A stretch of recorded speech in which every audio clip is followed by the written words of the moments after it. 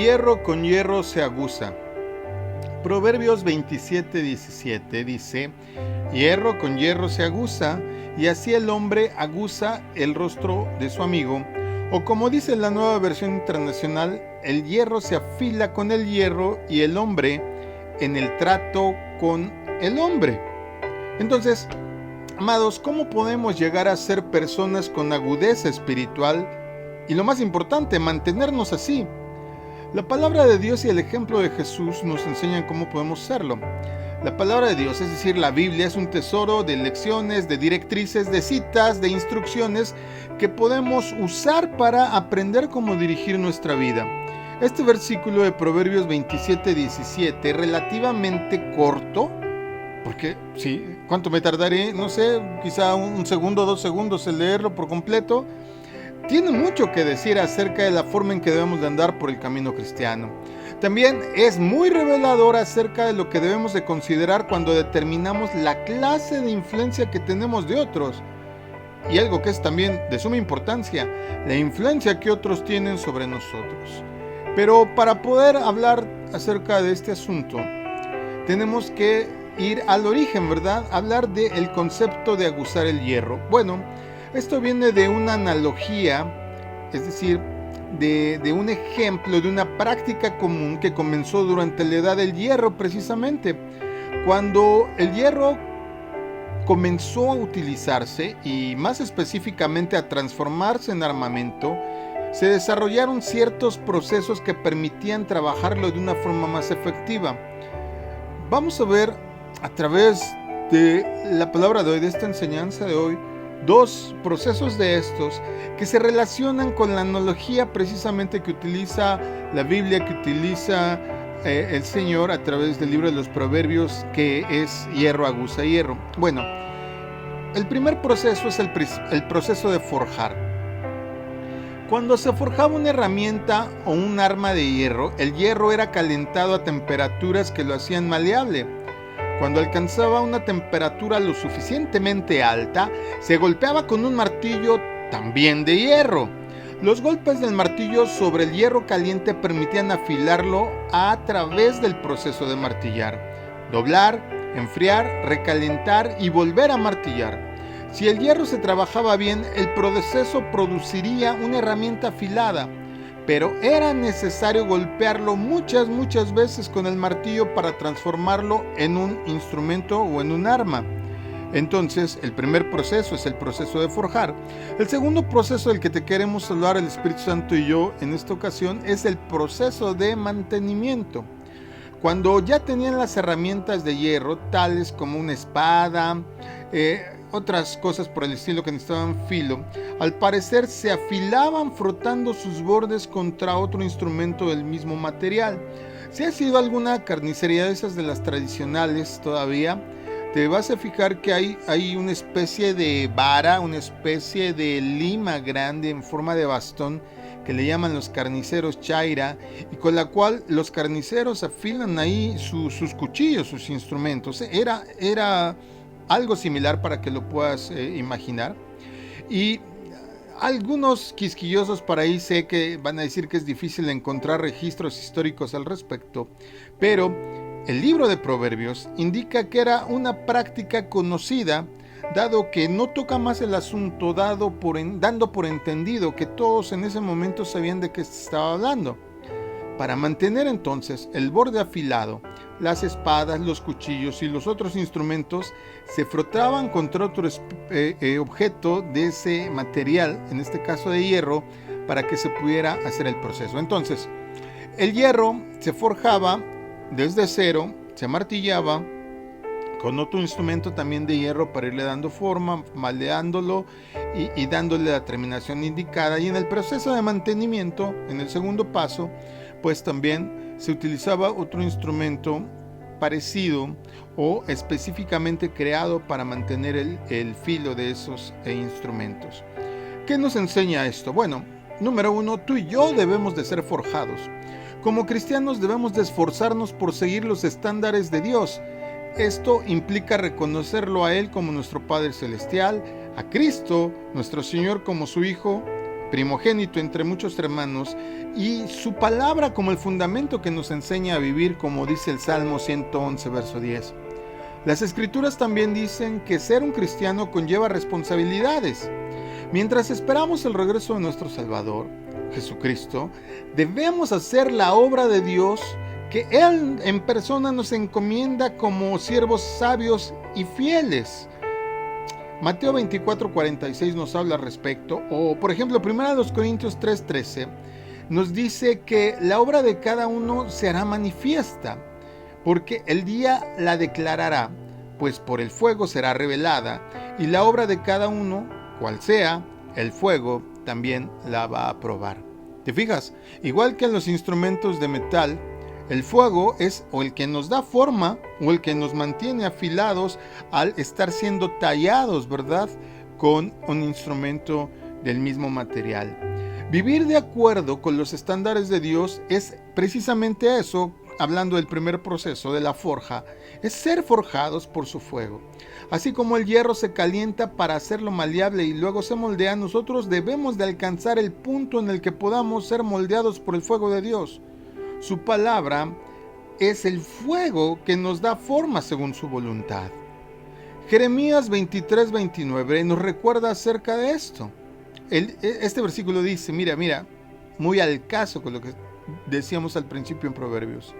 ¿No es mi palabra como fuego, dice el Eterno, y como martillo que quebranta la piedra? En cierta forma, las personas a veces consideran que el fuego es la prueba, no en todas las ocasiones. Las veces que más te encuentres la analogía de fuego acerca del cambio del ser humano se refiere a la palabra de Dios, aunque sí, desde luego, también vienen crisis, pruebas y situaciones. Pero en su vasta mayoría tiene que ver con dejarnos ser tratados por el fuego de la palabra. En cierta forma también nos dice aquí Jeremías que la Biblia es como un martillo forjador. Es el instrumento que usamos para sacar nuestras impurezas.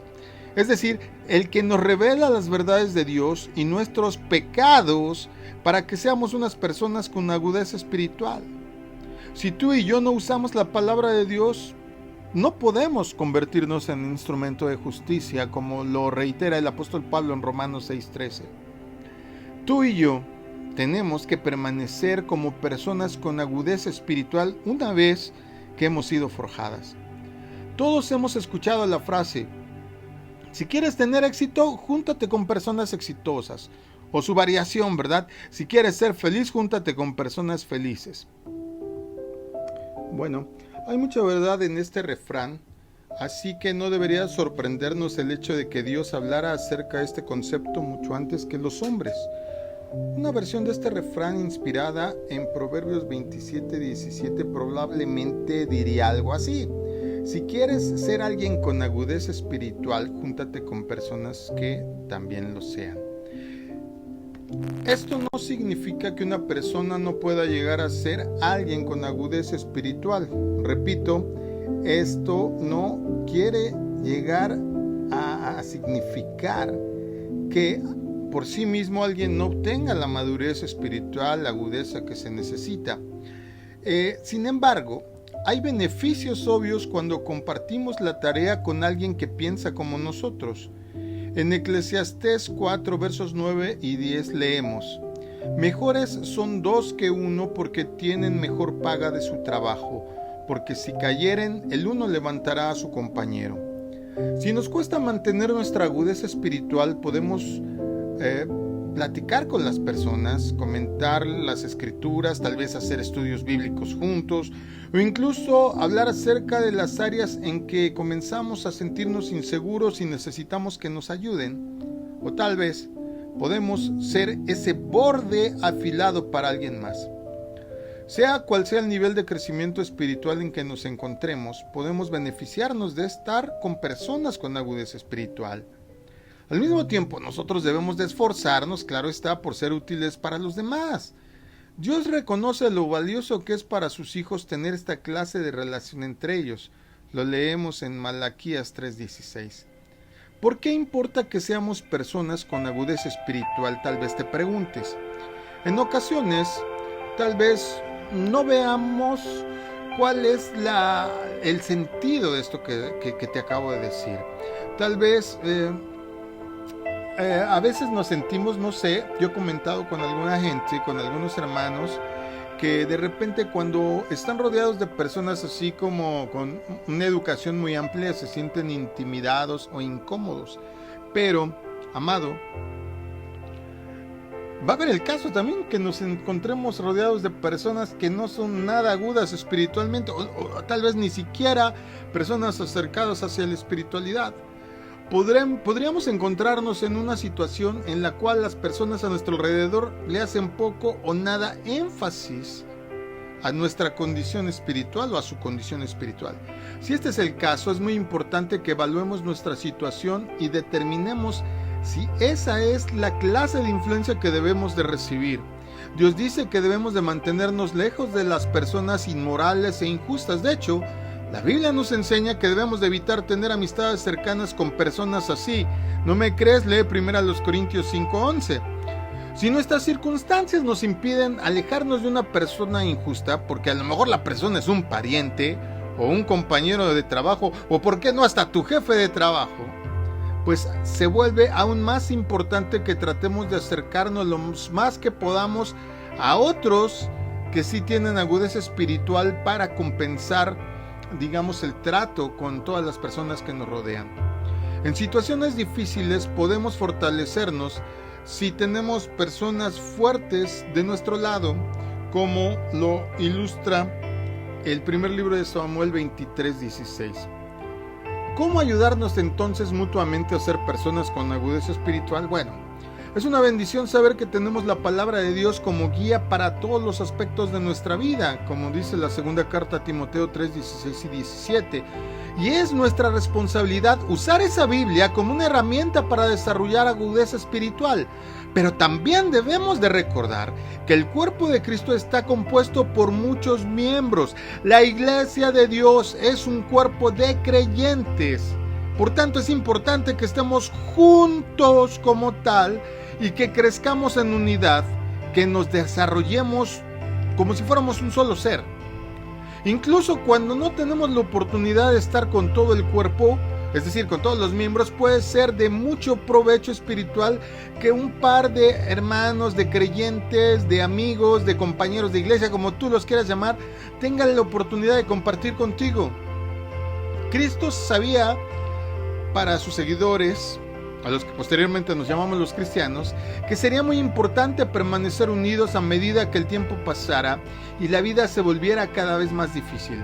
Sabía que nos necesitaríamos los unos a los otros para permanecer con agudeza espiritual.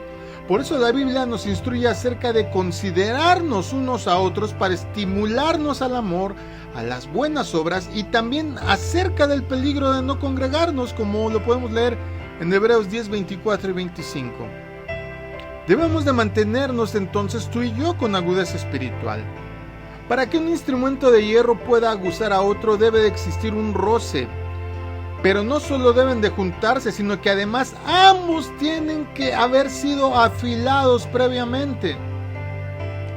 Recordemos que, como acabamos de mencionarlo, tú y yo somos forjados por la palabra de Dios. Nos convertimos en cristianos con agudeza espiritual cuando leemos, entendemos y practicamos los testimonios, los mandamientos, las instrucciones y los estatutos de Dios, y también cuando usamos el ejemplo de Cristo para nuestra guía para todo lo que hacemos. Hebreos 4:12 describe la palabra de Dios como un instrumento muy afilado. Sin embargo, también nos necesitamos unos a otros. Sí, aunque tú creas que no, nos necesitamos en la iglesia todos con todos. Nos beneficiamos de la justicia de quienes nos rodean y permanecen con agudeza espiritual cuando interactuamos con personas semejantes. Esto es lo que ocurre cuando convivimos unos con otros, nos reunimos, compartimos estudios bíblicos, conversamos temas profundos acerca de Dios y de su palabra y otros tipos de interacción que podemos tener con nuestros hermanos en la fe. Así es que cerrando te digo, si esperamos mantenernos con agudeza espiritual en este mundo, que ya de por sí es muy difícil, necesitamos rodearnos de personas que tengan esa cualidad en lo espiritual. Porque recordemos lo que dice el proverbio: el hierro se afila con el hierro y el hombre en el trato con otro hombre. Que el Señor les bendiga. Tengan excelente semana.